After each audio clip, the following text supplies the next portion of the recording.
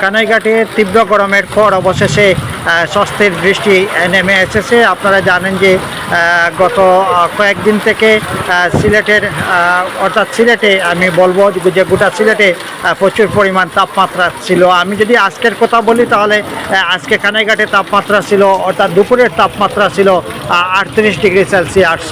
তো সন্ধ্যার পরেই মূলত হঠাৎ করে এই জোরু হাওয়া বইতে শুরু করেছে সীমান্তবর্তী কানাইঘাট উপজেলায়।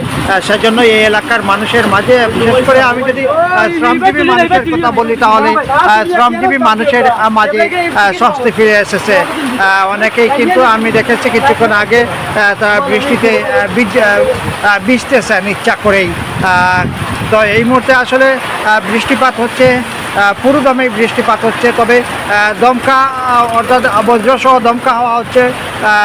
প্রচুর পরিমাণ কিন্তু আকাশে বিদ্যুৎ অর্থাৎ বিজলি চমকাচ্ছে। সব মিলিয়ে বলা যায় যে আবহাওয়াটা স্বস্তিকর হলেও পরিস্থিতিটা ভয়ঙ্কর, কারণ যেহেতু বজ্র রয়েছে সেহেতু আমরা একটু সতর্ক আমাদের থাকতে হবে, আমাদের চলাফেরাও কিন্তু সাবধান থাকতে হবে।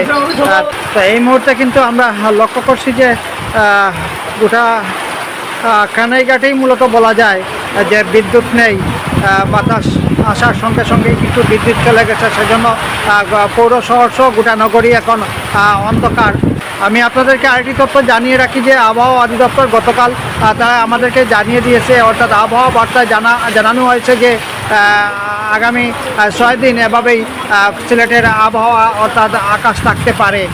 তো সবচেয়ে বড় যে বিষয়টি হচ্ছে যে এই বৃষ্টিতে দমকা হাওয়া হবে এবং বজ্রপাত হবে, বিজলি থাকবে। সেজন্যই একটি স্বস্তিকর বৃষ্টি হলেও কিন্তু আমাদের সকলের মূলত সাবধান থাকতে হবে বজ্রপাত থেকে। তো দর্শক, এই ছিল আমার হাতে কানাইঘাট পৌর শহর থেকে এখানকার বৃষ্টির সর্বশেষ চিত্র।